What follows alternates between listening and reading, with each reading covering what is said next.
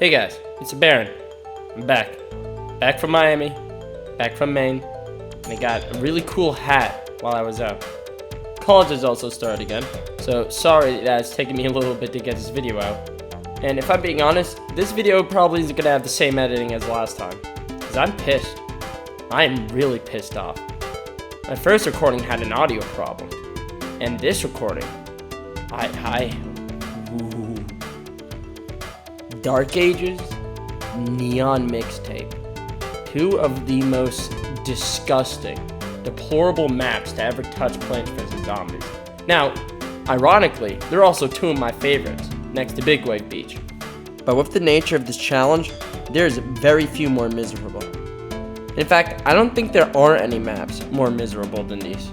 For anyone just coming in, you guys don't care. You just want to see me suffer. That's what you all want to do.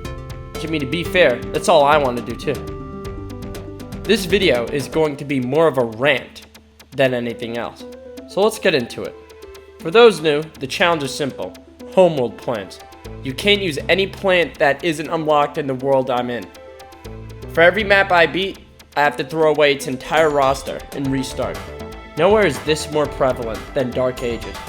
For one, we start with Sunshroom. Now, being dead ass, Sunshroom is great.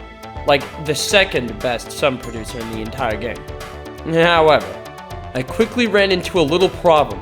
My only offensive plant is Puff Shroom. Well, it was Cabbage Pulp, but according to the rules, I can't use tutorial plants once the replacement shows up. So, my only offensive plant is Puff Shroom for a decent part of the beginning. So far, Sunshroom is useless, and Puff Shroom is hell. Other than its ult spam, there's really nothing that you could get out of value for it. I mean, Zero Suns is great, but when it's your only option, it gets pretty shitty pretty fast. Dark Ages has this really funny thing it likes to do, where it likes throwing zombies more and more and more. In fact, this is a trend for the rest of the game. Just spamming hordes of zombies and hoping to get something done. Soon enough though, I unlocked Fume Shroom. Fume Shroom is good. Does pierce, is cheap, better than Laser Beam. Now die on that hill. I also got Hypno Shroom for a level or two, and since it's introduced in this world, technically it's legal, but I only have it a few times. It's a shame, because Hypno Shroom's a lot more interesting in this game.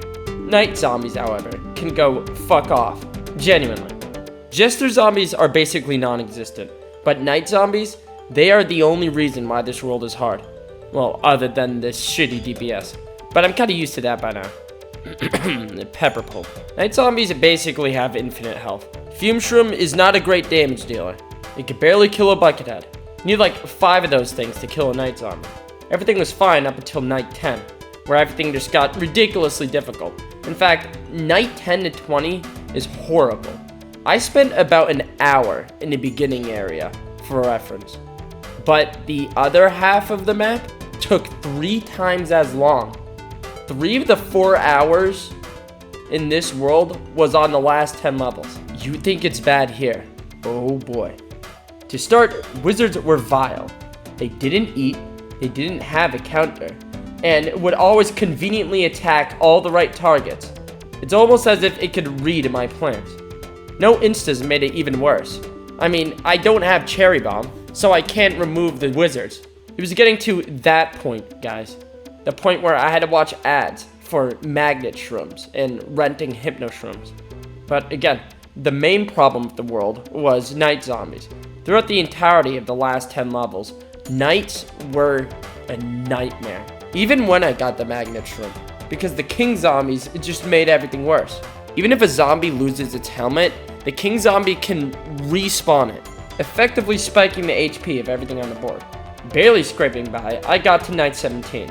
Now, I'm not going to point out many specific levels. It's more about appreciating the challenge and the capacity of the plants I use. But some levels deserve to be looked at.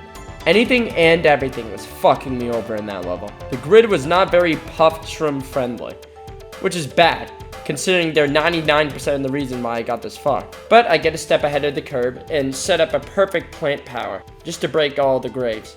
After that, the level was pretty smooth sailing. I died a lot, very consistently throughout this world. I don't think there's a single level past 10 that I beat without dying a few times. Night 18 was also terrible. Mostly because, again, the sheer amount of kings. Everything I did there was entirely denied by brute force and HP. Day 19, however, was pretty simple, at least compared to the rest of the levels. The boss fight is always dope. I love Zomboss, and the Dragon Zomboss was really unique during the time. I also loved how you could pull its nose ring with the magnet. As for my opinion on the world, this world was hard as shit, but compared to Neon, this is child's play. In fact, the entire game so far was child's play compared to Neon Mixtape. But first, my review of Dark Age is one of my favorite worlds, which is ironic, because it was one of my least favorite in the challenge. As a kid, I've always appreciated the unique variety that was in Dark Age. Which, I mean, it's Plants vs. Zombies too. There's lots of unique zombies. But I feel like Dark Age is where they really started to try. They brought in zombies that directly interact with the plants in different ways. Whether it's the Jester reflecting projectiles, or the Wizards turning plants to sheep, or even the Knights buffing other zombies. I thought that was really cool. And Magnet Shroom was just really fun to have back again. One of those few plants that did not peak in the first game. Anyways, onward. Hell. That's the only way I could describe it. Hell, that's what this place is. Guys, even if I wanted to, I can't go over each level, or even half of the levels. You know why? Because then it will be repetitive. This map hasn't introduced not one single night that wasn't beyond AIDS. Let's ramp. The first half of this world alone took as long as the entirety of Dark Ages. And every level past 11, all the way to nearly the end of the world, was already impossible by the standards of the challenge. Why? Because rapper zombies. The rappers insta-killed my damage dealers, Celery Stalker and Beetroot. Now, I love these guys. They're cool, but they're ass. They're horrible. Genuinely. They're good in their respective scenarios, but they were not born for their world. Neon Mixtape was built off of the back of very spiteful people, and you could tell. Only using Beetroot and Celery Stalker, again, just made the world impossible until I watched ads. A lot of them. Guys, half of the stream was me watching ads. Do you know what it's like to watch like 30 township ads in one stream? Your chat constantly berating you to play the township ads. Also, you can unlock a cactus to use for one level, just to fail the level and do it again. That's how I had to beat the map. No, really. My damage dealers were so bad, whenever a rapper was present in the level, I had to go out of my way to watch ads and rent a plant. I can't put into words how much this world pissed me off, guys. Genuinely. Half of the world was spent watching ads. The challenge was long destroyed, but I needed to beat the world. Obviously, I still stuck to the challenge rules, much to my dismay. The zombie roster biblically slams all the plants that are introduced. Beetroot is ass, Celery Stalker is conditional, Garlic is straight up useless, my DPS is low, and Time Warp was almost decent. And Spore Shroom, even though I got him later, was hard countered by arcade machines, though they were pretty cool. I don't know how else I can articulate this. This world had no mercy. Every single level, every single clip that I'm showing you is interchangeable with each other. Because my ass got atomized at every turn. I made a challenge, I lost, and I still attempted to beat it. Even the Garg level was disgusting. I didn't even go by the challenge rules in the Garg level, but it was just that miserable. I don't even want to talk about this shit anymore. This world took so long to beat. Never in my life did I think I was gonna clock in 20 hours on PvZ. The Zomboss fight was cool though. Like, really cool. And while we're watching it, let's go back to our world opinion. Neon Mixtape is also one of my favorites. I say one of my favorites a lot, but I think Neon Mixtape might be up there of top 2, next to Big Wave Beach. Seriously, even as a kid, even now, the music that they chose for this world is so good. I love every bit of it. Their composers blew it out of the park. And I also love the personalities of some of the zombies in the world as well. They're so vibrant and alive. It's clear the devs were extremely passionate about the time that they were working with. And I can't blame them. The late 90s to the early 2000s were truly amazing.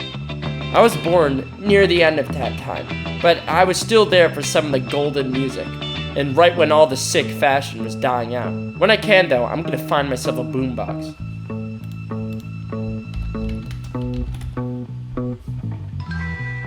$99 for a boombox? Shit. Neon Mixtape thematically is peak. Now, Jurassic Marsh. Hot take, Jurassic Marsh is top tier. The dinos are cool as fuck, and the primal plants are beyond cracked.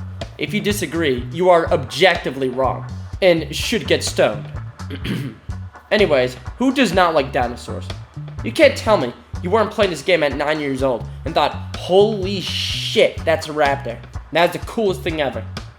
The only thing is I was a little bit underwhelming. Main issue is primal peas are expensive, but not as bad as a laser beam. And the primal plants were as close to premium as you could get. Heck, some of them were better than their premium counterparts, like primal pea. Its main issue was it was my only damage dealer in the world, other than potato mine, but that's much later. And even though I only had one of them, it was still so much better than Neon Mixtape. Infinitely better. They're also my only damage dealer, and I'll say it, they're better than laser beam. In fact, they were easily my best damage dealer in any single world during the challenge. Or at least so far. Primal P took all 32 levels like a champ. The stun and knockback were unbelievable. Mind you, this is the nerfed version. They used to have it stronger, but they changed that because of the level system. Fuck you, EA. As for the dinosaurs, raptors and pterodactyls were consistent, but if anything, they just added to the world. The zombies were already buffed, they moved faster and did more damage. But the dinosaurs just add a unpredictable and hype element that some of the other worlds didn't have. It kind of forced the levels into their own speed. So much so that I had to spend time near the beginning of levels just to build a sun economy before getting through everything else. I was also back from my Miami vacation, so I was feeling so good. Perfume shroom is also cracked. Making the dinos useful for your defense was always a fun mechanic, both as a kid and now. Primal Sunflower was hands down the best sun producer in the game, and had the best animation of all of them. The Primal Walnut was also a sick addition to the setup. But of all of the things I've unlocked, Primal Potato Mine is easily the most fucked up plant I have ever unlocked. It's better than most premium plants, next to Explododon. It activates almost immediately and explodes in a 3x3 radius. It also has a great cooldown, utterly broken. But of course, that's when they introduced the Anki to the world, Ankylosaurus, and that thing rocketed zombies, like 8 tiles up. It was unfair. Well, everything about this world is unfair. Everything about this world was overpowered, and I think that's what I loved about it. The plants felt titanic. The zombies were aggressive as any zombie you'd expect to be working with dinosaurs. This entire world, open and close, was just such a treat. It's a shame we all know how fast it's gonna fall to shit when we get to Big Wave Beach. While we do the Zomboss, I'll just go over the world. Jurassic Marsh, Dark Ages, and Neon Mixtape. Despite being very eccentric compared to the rest of the game, has to be where the creativity peaks. Of course there's Big Wave Beach that's up ahead, but these 3 maps just stood out so well. And Jurassic Marsh, I think I've been praising already more than enough. Everything is so smooth, wonderfully balanced. You can just set up and bunker down for the chaos that it brings. Each level is satisfying and won't have you ripping your hair out. But we're gonna see if that stays true. Make sure to catch me for my next stream, Big Wave Beach. I'll see you guys. Subscribe, and onward, says the Baron.